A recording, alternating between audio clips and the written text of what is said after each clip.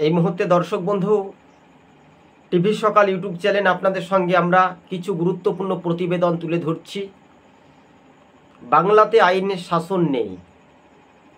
তৃণমূল 2011 সাল থেকে ক্ষমতায় আসার পর মা বোনেদের এবং স্কুল ছাত্রী থেকে কলেজ ছাত্রীদের নিরাপত্তা নিয়েও কিন্তু চিন্তিত রয়েছে। যেমন আরজিকর কাণ্ডের ঘটনাটা ঘটে গেল, মৌমিতা দেবনাথকে দুষ্কৃতীরা মারল। এবার ইডি সিবিআই কালীঘাটের দিকে রওনা হচ্ছে বলতে কে চাল চোর, কে টাকা চোর, কে 100 দিনে চুরি করেছে, কে জেলখানাতে, কে তিহার জেলে, এই সব কিছু তথ্য কিন্তু মাননীয়ার বেশি দিন কিন্তু ক্ষমতা বেশি দিন কিন্তু ধরে রাখতে পারবে না। আপনি আপনার দলের কর্মী থেকে নেতা থেকে অনেকটাই জড়িত, সবাই তো আর চোর নয়, কিছু কিছু ভালো আছে, কিছু কিছু মন্দ রয়েছে। তো স্বাভাবিকভাবে মৌমিতা দেবনাথকে যারা ধর্ষণ করলো, খুন করলো, পুলিশ কি জানতো না? পুলিশ কি যদি আসামি দেখে মনে করে 1 ইঞ্চি 2 গুনতে গুনতে তাদেরকে গ্রেপ্তার করবো, আসলে পারবে? ধামাচাপা দেওয়া হচ্ছে নাকি? সঠিক তদন্ত এই বাংলার বুকে যদি ফাঁসি না দেওয়া হয় দোষীদের, তাহলে সেই দুর্বৃত্তরা তো আবার লাফালাফি করবে। এছাড়াও বলির পাঠা দেওয়া হচ্ছে, সিভিককে দিয়ে বলির পাঠা দেওয়ার সম্ভাবনা বেশি বলে আমরা এইটুকু মনে করছি বা রাজনৈতিক মহল মনে করছে। তবে ছাত্র যুবদের ডাকে যে নবান্ন অভিযান, এই অভিযানে সকল স্তরের মানুষজনদের আহ্বান করানো হচ্ছে, আপনারা সামিল হয়ে আপনাদের আন্দোলনকে ছিনিয়ে নিয়ে সঠিক বিচারের দাবিতে মা বোনেরা পথে নেমে আন্দোলন শুরু করছে। আর এদিকে তৃণমূলের যুব নেত্রী থেকে নেতৃত্বরা, যেমন রাজন্না হালদার, তিনি কোনো একটা বাইটে আমি দেখছিলাম যে সাংবাদিকদের প্রশ্নের উত্তরে তিনি বলছেন যে উত্তরপ্রদেশ, মধ্যপ্রদেশ বা গুজরাটের মতো যেমন হয়েছিল নিরাপত্তা নেই, আগে ওই রাজ্য ছেড়ে দিন, আগে আপনার রাজ্যে যেহেতু মহিলা মুখ্যমন্ত্রী, নিরাপত্তা কতটা মা বোনেদের দিতে পারবে? চাই না কোনো লক্ষ্মীর ভাতা, মানে লক্ষ্মীর ভাণ্ডার চাই না, কোনো ভাতা চাই না, চাই শুধু মানুষের পরিষেবা দেওয়া, রাজ্যের উন্নয়নে লাগানো। এছাড়াও আমরা দেখতে পাচ্ছি যে ইডি সিবিআই এবার আর রিয়াদ করবে কি করবে না, না শেষ পর্যন্ত সিবিআই কত টাকা খেয়ে বিক্রি হবে, এটাও কিন্তু একটা গোপনীয় বিভিন্ন সোশ্যাল মিডিয়াতে আওয়াজ উঠছে। তবে দর্শক বন্ধুগণকে জানাবো, যখন ইডি সিবিআই কালীঘাটের দিকে রওনা হচ্ছে, তখন ধাপে ধাপে আস্তে আস্তে কিন্তু সন্দীপ ঘোষ কতটা জড়িত থাকবেন, কতটা গ্রেপ্তার হবেন, তা কিন্তু সরাসরি সিবিআইয়ের ওপর নির্ভরশীল করছে। তাদের যে বুকের যন্ত্রণা ব্যথা সারা দেশের পৃথিবীর মানুষজনের, যে মৌমিতা দেবনাথ একজন মহিলা জুনিয়র ডাক্তার চিকিৎসককে খুন করলো দুর্বৃত্ত বাহিনীরা, এর দায় কে নেবে মাননীয়া? যদি আপনার ঘরের পরিবার হতো বা আমাদের ঘরের হতো পরিবার, যদি আপনার মেয়ে হতো কিংবা বোন হতো, আপনি কি সহ্য করতে পারতেন? বুকে বড় যন্ত্রণা, বুকে বড় কষ্ট, মানুষের আর্থিক দিক থেকে অনটনে যায় না, এই ইশারা কিন্তু বাহানা। কথাতেই বলে ডাক্তার হয়েছি মানুষের সেবা করার জন্য, আর স্কুলের শিক্ষিকা হয়েছি দেখবে ওরা মাটিতে ফেলে নরকের মতো খাবে। তাই সেবাদায়ক হিসেবে কাজ। কিন্তু বাংলার মুখ্যমন্ত্রীকে বলতে চাই, দেখুন নবান্ন অভিযান যখন কর্মসূচি হবে, তখন আপনারা জানবেন যে 12 ঘন্টারও বেশি ম্যারাথন তল্লাশি সন্দীপের বাড়িতে, একেবারে 12 ঘন্টা তল্লাশি চলছে। সন্দীপ বাবু, আপনি কতটা রিয়াদ করবেন? আপনি তো মুখ্যমন্ত্রীর কাছের লোক একেবারে ছিলেন। তাই ইডি সিবিআই এখন দরজায় কালীঘাটের দিকে রওনা হচ্ছে। কি শেষ পর্যন্ত কতটা নিরাপত্তায় সারা দেশের জনগণ থাকবে এই পশ্চিমবঙ্গে? এই পশ্চিমবঙ্গের মানুষজন মা বোনেদের নিরাপত্তা নিয়েও কিন্তু একটা চিন্তিত রয়েছে স্বাভাবিকভাবে। যেমন শাসক দলের অনেকটাই নেতা নেতৃত্ব, কিছুদিন আগে খবর দেখছিলাম যে সরাসরি একটা স্কুল ছাত্রী যখন তিনি স্কুল যাচ্ছিলেন বা টিউশন যাচ্ছিলেন, তাকে শ্লীলতাহানি এই রাজ্যের বুকে হচ্ছে। এই মাননীয়া, আপনি একজন মুখ্যমন্ত্রী, আপনার প্রশাসন কী করছে? কড়া নিরাপত্তা আপনি দিতে পাচ্ছেন না কেন? এই রাজ্যটা চালাচ্ছে এটাকে, এটা একটা দূরত্ব বজায় রাখার জন্য আপনাকে কিন্তু ঘৃণাভাবে বাংলার মানুষ, সারা দেশের মানুষ কিন্তু আপনাকে ঘৃণা করছে।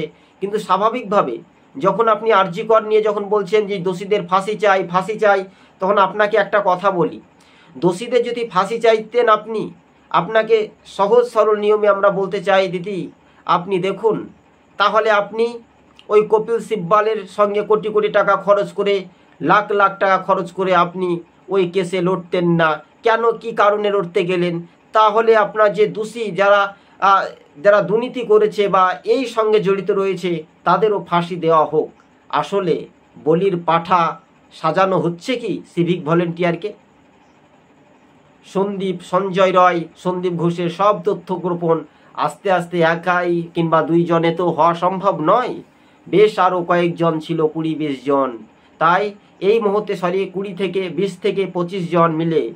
তবে এই বিষয়টা আমরা বলতে চাই, যারা তৃণমূলের অনেকটাই নেতা নেতৃত্বে, যেমন রাজেন্দ্র হালদার, আপনাকে অনেকটাই ধৈর্য সহকারে আমরা বলতে চাই, দেখুন আপনি একজন মহিলা হিসেবে থাকছেন, আপনার মা আছে, আপনার পরিবার আছে, যদি এই তাণ্ডবটা যদি তাদের ওপরে নির্যাতন করা হচ্ছে, তাদের ওপরে যদি হামলা হতো, আপনি কি কথাটা মেনে নিতে পারতেন?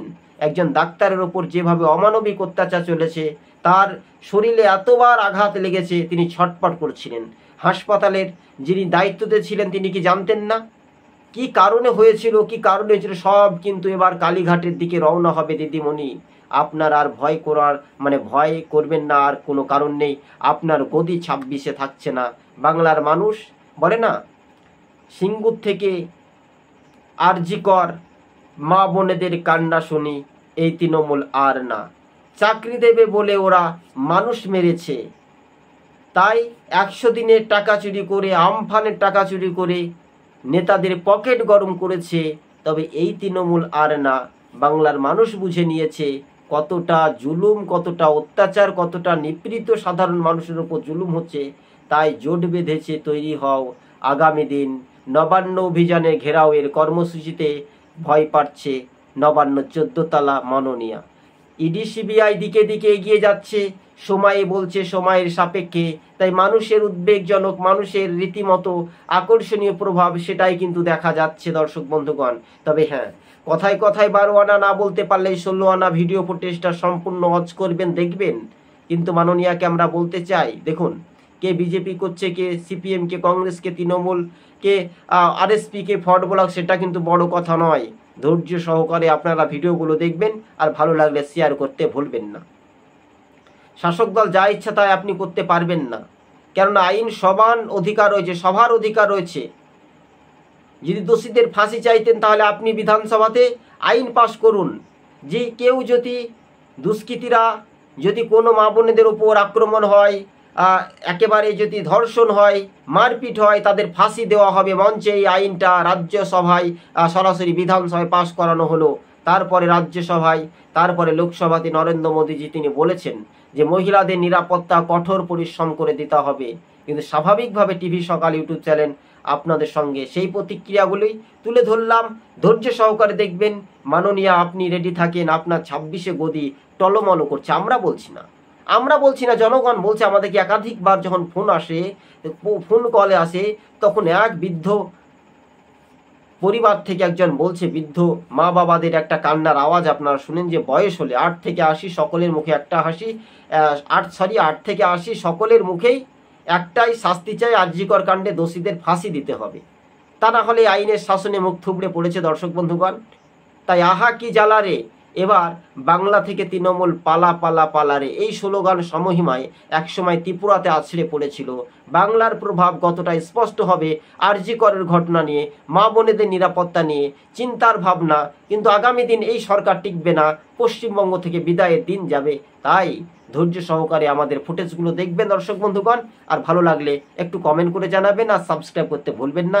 যেহেতু একটা নতুন চ্যানেল, এই চ্যানেলের সঙ্গে আমরা জয়েন হয়েছি। এই চ্যানেলটা বিশেষ কয়েকজন গ্রুপ নিয়ে করা হয়েছে, সেখানে তাদেরকে কিছুটা অর্থ উপার্জন করতে হয়, স্বাভাবিকভাবে নতুন চ্যানেল। তাই আপনারা পাশে সহযোগিতা করবেন, আপনারা পাশে থাকবেন, সাবস্ক্রাইব করে আমাদের চ্যানেলটি আরও র্যাঙ্কিং করে এগিয়ে যাওয়ার বার্তা আপনাদের সঙ্গে আমরা এই বিশ্লেষণ প্রতিবেদনগুলি তুলে ধরলাম।